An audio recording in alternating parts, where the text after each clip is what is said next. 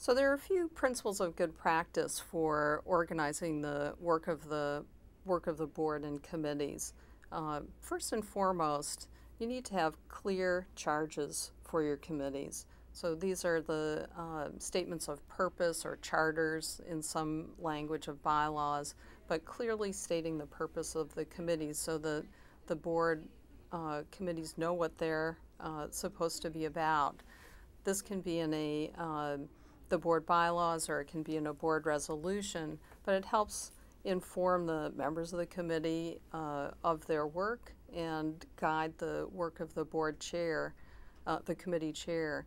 It also helps separate the work from one committee to another so that the work of personnel, for instance, with faculty belongs in the Academic Affairs Committee. It isn't just part of the Finance Committee, or if you have a separate audit committee, separating that work from budget and finance. So clearly charging your committees informs the work of informs their work and guides the work that they do. Another principle of good practice would be using agendas to structure the work of the committee. There's nothing worse than organizing the work of the board into different committees, assigning your new board members to serve on committees, and then having pro forma work assigned or not using their time well.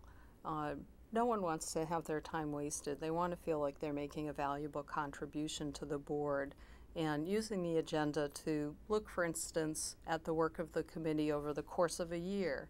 There's a season to academic work that usually is reflected in the work of the full board and the work of board committees.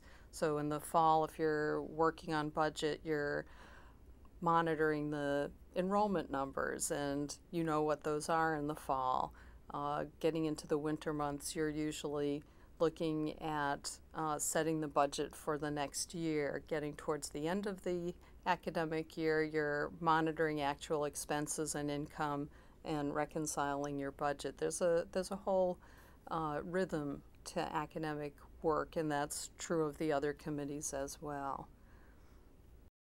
Another principle of good practice for all board work, whether it's the full board or board committees, is to have clear goals and to have a system for monitoring the work of the board and evaluating it.